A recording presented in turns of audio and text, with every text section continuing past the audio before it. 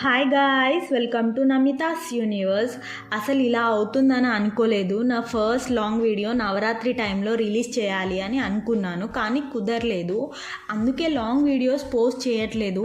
ఎన్ని డేస్ అయినా సరే నా లాంగ్ వీడియో ఫస్ట్ అమ్మవారిదే పోస్ట్ చేయాలి అని అనుకున్నా.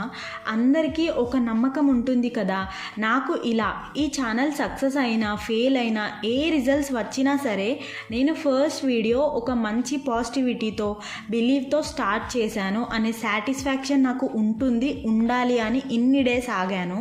సో ఇక్కడ మేము స్టార్టింగ్ అమ్మవారిని తీసుకొని వచ్చి మా గల్లీలో ప్రతిష్ఠించాము.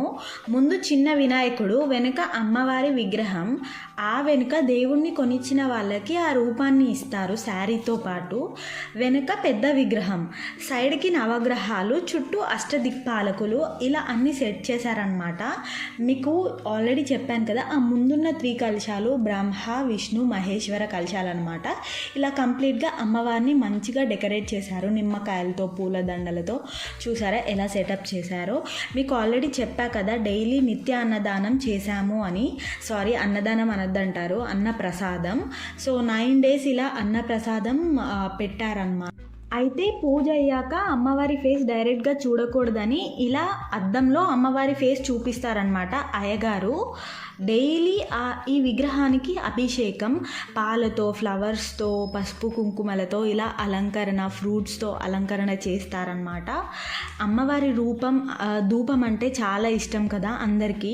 ఆ స్మెల్ అయితే చాలా బాగా వస్తుంది కదా. ఇలా మొత్తం ధూపం వేస్తారనమాట. మార్నింగ్ అండ్ ఈవినింగ్ మంచిగా వేస్తారు. చూసారా ఇప్పుడు ఎలా వేస్తున్నాడో అయ్యగారు.